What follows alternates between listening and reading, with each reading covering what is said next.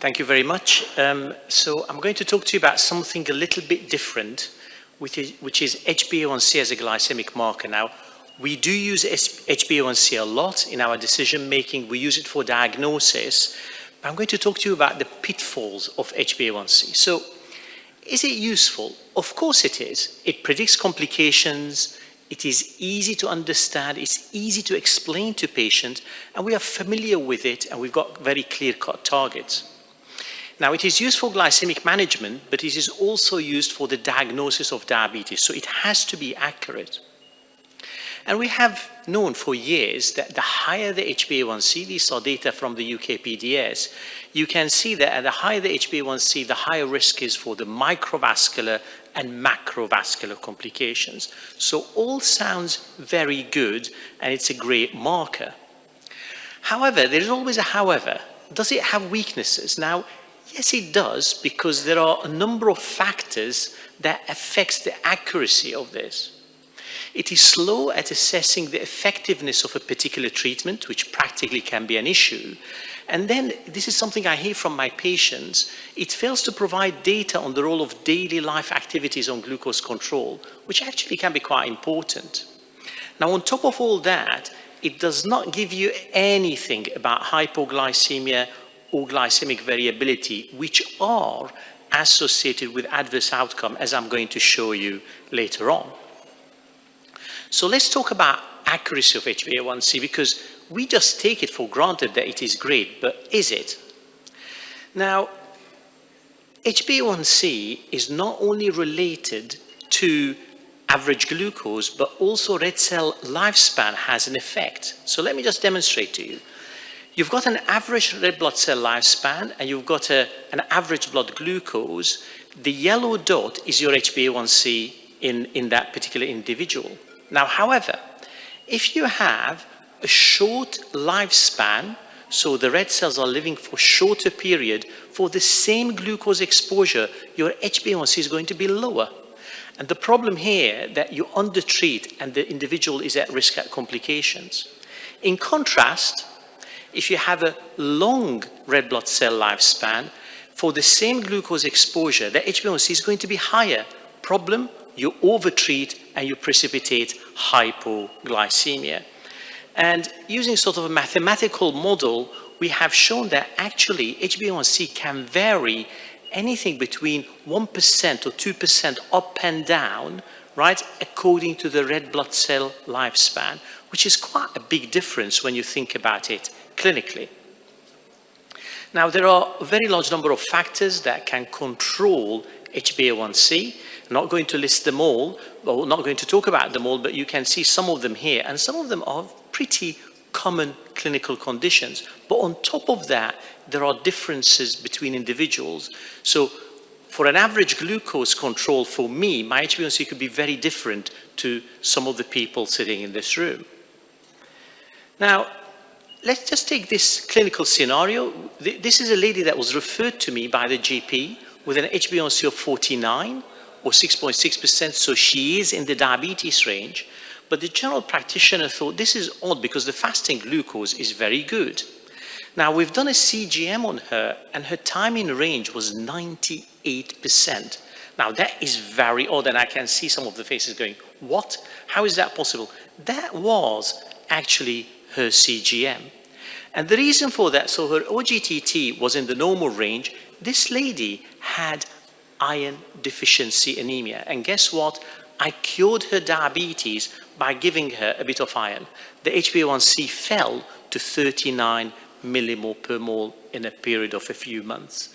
So when you have this discrepancy, always think of inaccuracy in the HbA1c. And let's face it, iron deficiency anemia is quite common. It's not an uncommon condition. So let me just talk to you a little bit about this. This is something I've been working on, and I'm really excited about it. So when it comes to HbA1c, one of the things that determines it is average glucose, fine. But also glucose uptake by the red cells and red cell lifespan. So we've got different factors that control the HbA1c. And actually, if you have laboratory A1C data and some CGM glucose readings, you can determine this too in something called the apparent glycation ratio, or AGR. And each person has got a specific AGR. So your AGR is different to mine, and so on. And that determines the relationship between your average glucose and HbA1c. Now, this is a study that we published last year, and we looked at different population of people in relation to average glucose and HbA1c.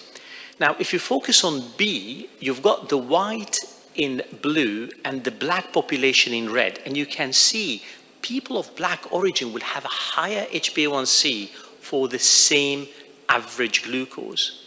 But the other thing you notice that even within the same population, so the blue dots are the white and the red dots are the black, you have large variability as well. So even in the same population, you'll have large variability. If you focus on C, this is the difference according to age. So if you're younger, your HbA1c is going to be slightly lower for the same average glucose. As you get older, the HbA1c will be higher for same average glucose. And it all relies on this AGR that I was telling you about, which is the product of uptake of glucose by the red cell and the red cell lifespan. So if you have an average of 65, you're pretty okay. If your AGR is lower or higher, there will be a mismatch between the two.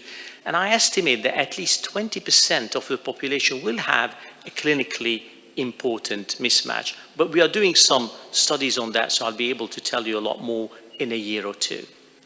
The other thing, when it comes to the diagnosis of diabetes, so this is a study that was conducted in collaboration with Abbott, and what we found that at 7 millimole fasting glucose, the HbA1c in the Hispanic and white population is going to be 6.5%. However, if you're of black origin, your HbA1c is significantly higher, or almost 6.8, above 6.7%. So you can misdiagnose diabetes, particularly in the black population, if you only rely on HbA1c. So it's not only in the management, but you can label somebody as having diabetes when they actually don't. And remember, they haven't got anything wrong with their red cells. It's just this is a racial differences here. Now, this is not a new thing. So Nathan and colleague have shown quite a while ago that if you have an HbA1c of 7%, your average glucose can span, as you can see here, anything between 123 to 185 milligram per deciliter, right? Or 6.8 to 10.3 millimole per liter. So if you have the HbA1c, your average glucose can be quite wide. So if you have an AGR of 65, which the majority of population will have that AGR, we calculated something called personalized A1C. Your personalized A1C will be 7%. However, if you have an AGR of 55, then you need to correct for that HbA1c, and your HbA1c actually is 8%, not 7% as you thought. And conversely, if your AGR is higher, then you need to go lower with your A1C, which will help with the diabetes management. Now, of course, we need to validate this personalized A1C and make sure that it is better than laboratory A1C at predicting complications, something that we are certainly working on. Now, the other thing is, so I talked a lot about accuracy, and I talked about personalized A1C as a potential marker that can replace or improve the accuracy of A1C, but of course there's quite a lot of work to be done. The second thing is it is pretty slow at assessing response to treatment. So if you start a new therapy, you need to wait 3-4 months to know whether it worked or not if you're only using HbA1c. And in some people, that just can be too long. So if I show you a clinical case, this is a 67-year-old gentleman, type 2 diabetes for 11 years, recent MI. Now, recent MI, you need to control that glucose, and you need to make sure that you lower it without inducing too much hypoglycemia. He's got repeated UTIs as a past medical history. He's on metformin and glimepiride and a cocktail of cardiology drugs. That's his BMI. A1C very high indeed, so it needs to come down, right? No question about it. eGFR 54, not too bad. And this was his pattern. This is the AGP. You can see it's high all over, no risk of hypoglycemia whatsoever. So when we thought about the options, I mean, your first knee-jerk reaction, A1C 100, this is post-MI, I need to give insulin. Patient not keen, and we were slightly worried about hypos as well. Gliptins, not really, not cardiovascular protective, and then the efficacy is an issue. SGLT2, there are two issues with it. The guy has got repeated UTI, so he's still under investigations. I'll be a little bit worried about it. The other thing is, when people have got very high HbA1c, you wonder about whether they've got insulin deficiency, and then you push them into a DKA if you started without insulin. So a decision was made to start a GLP-1 receptor agonist, but of course you can't wait for 3-4 months for the A1C because it may just not work.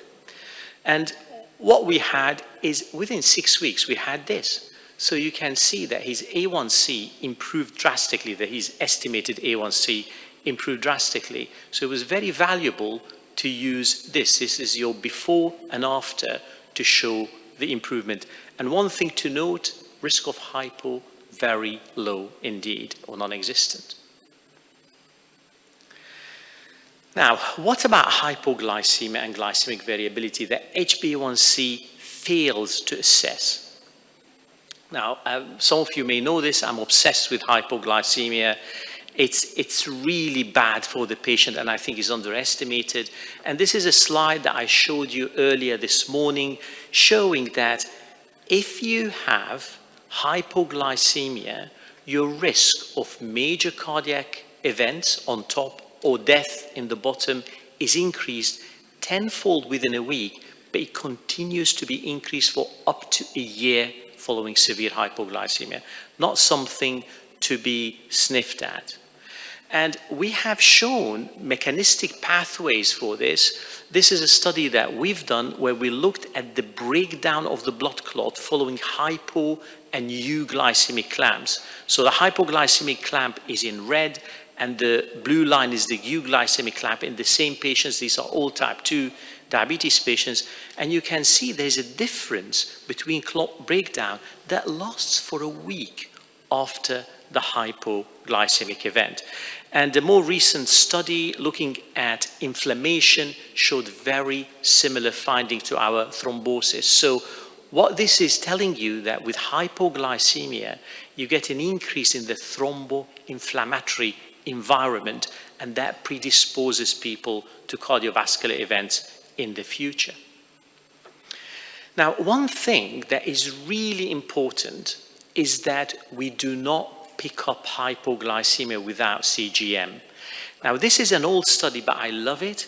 This is a study on people on mixed insulin preparation, so twice daily insulin, looking at self-reported hypoglycemia, and they're reporting that the majority of hypos occurred in the middle of the day. Then they done CGM on them. Two things happened. Look at the y-axis. The frequency of hypoglycemia was actually much higher than the patient thought, and they were concentrated in the middle of the night. Patients did not even know about it. So we massively underestimate hypoglycemic exposure, and CGM is one way to reveal it all. And, you know, of course, I don't believe anything until I do it myself, and you know, we've done some CGM studies, and we have shown that hypoglycemic exposure can be anything between 0.7 hour a day to 1.1 hour a day in insulin-treated type 2 diabetes, which is a very long time if you think about it. It's enough to cause that thromboinflammatory environment. And, you know, I showed this in the morning. Patient does not need to be on insulin to have pretty severe hypoglycemia. This is one of our patients who was on gliclazide, and we have several examples of that. So moving away from hypoglycemia to glycemic variability, and this is where things get messy. Why? Because when it comes to glycemic variability measures, you've got loads of them. We use mainly coefficient of variation and standard deviation. What's the difference? coefficient of variation essentially adjusts for high glucose levels. So it's an SD with an adjustment, if you like. And there are some studies that use some very bizarre markers of glycemic variability, and you wonder, why do they do that? And this is some of the markers used. You've got GVP grade, MODD, MAGE, LBGI, HGBI, M-value, CUNGA, GFI. There are more than 20 markers of glycemic variability. And as a diabetes community, we have to get together and decide really which ones we want to use. I think of these, other than SD and coefficient of variation, I like MAGE because MAGE is important for postprandial glucose excursions. Now, if you think I've finished here, not yet, because glycemic variability has been assessed as HbA1c variability, fasting glucose variability, SMBG variability, which is fine if you have enough numbers, and of course, to me, the important one is the CGM variability. So you need to be very careful when you read the paper, what did they use and why did they use that measure? Now, the last thing I wanted to say, that glycemic variability and hypoglycemia, there's a very close relationship between the two, and sometimes it's very difficult to disentangle which is doing which. So bearing all that in mind, there is this study that I quite like. I had no involvement in it, maybe that's why it was so good. It's glucose variability and major adverse cardiac events. So what they've done, they had more than 300 diabetes patients with acute coronary syndrome, and then they calculated glycemic variability from SMBG data. They used just SD. The follow-up was good, 17 months, and MACE occurred in more than a quarter of patients. And then what they've shown, that if you have a GV above 2.7, your risk of MACE more than doubles. And in the bottom, you can see the different tertiles of GV. So if you have the highest tertile, your risk of MACE is threefold, which I think it's quite an important study because it's a longitudinal study. Now, of course, when you think about association, is it just an association or are there mechanisms for this association between GV and adverse outcome? Really important always to think of mechanisms, and indeed there is. When it comes to glycemic variability, it can cause autonomic changes. It increases thrombosis and inflammation, just like hypoglycemia, increases reactive oxygen species, and increases smooth muscle cell proliferation in the vasculature. When it comes to hypoglycemia, we know it causes cardiac arrhythmias. We know the thromboinflammation I talked to you about, and also it causes endothelial cell dysfunction.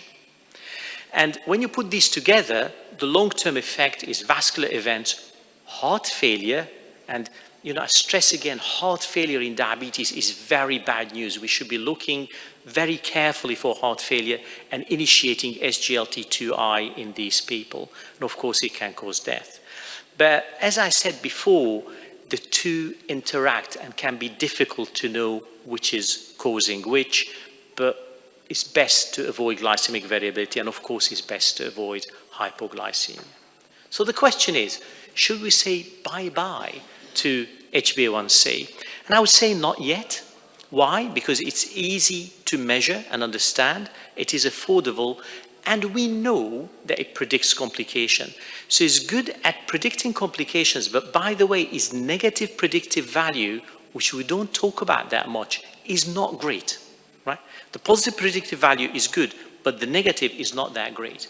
My view is that HbA1c is getting a bit old, and it needs help from the younger generation of glycemic markers, including time in range, time below range, i.e. hypoglycemia, and glycemic variability. And I'm hoping that at some stage, personalized A1C will take over to account for this AGR that I was telling you about. And just a quick couple of slides about time in range, because some people say, well, does it predict complications? So the best data we've got are from SMBG testing from the DCCT trial. Remember, this is only 7-point testing. It's not proper CGM data. And this actually shows you that the higher the time in range, the less likely that you get retinopathy. Having said that, it wasn't superior to HbA1c at predicting complications. But remember, this is only 7-point SMBG, not proper CGM data. However, there was a study showing that it was an independent risk factor for hospitalization for DKA or hypoglycemia in type 1 diabetes patient on SAP therapy, sensor augmented pump therapy. What about time in range in type 2 diabetes? There are some, I would say, low quality studies because the CGM was done only for a short period of time, but again, showing a very reasonable trend that as your time in range goes up, your retinopathy goes down. This was only 3 days of CGM, but good number of patients. And also there was a relationship with all-cause mortality and cardiovascular mortality. So the higher your time in range, which is the green line, you have less likely to die of cardiovascular disease or to die full stop. But I think we need proper long-term studies to fully understand this, which are actually ongoing. So to conclude here, HbA1c, I think, served us very well, but we should be aware of the limitations. We should be aware that in a significant number of people, it is not that accurate. And in my view, we should be using additional glycemic markers, at least intermittently, to optimize management in diabetes.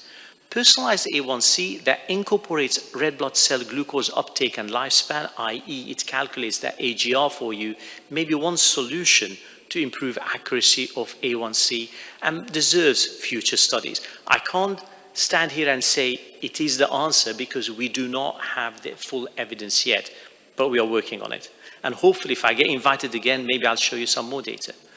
Now, this is a slide that I showed almost a decade ago at the EASD, and I said to improve clinical outcome is not all about HbA1c. You need to lower the glucose level, but please, please avoid hypoglycemia and limit glucose variability. And of course, my colleagues have done a much better job a few years later, and where they put numbers to this in terms of time in range, what your glycemic variability should be, and what your hypoglycemic exposure should be. So thank you very much for your attention, and I hope you enjoyed this.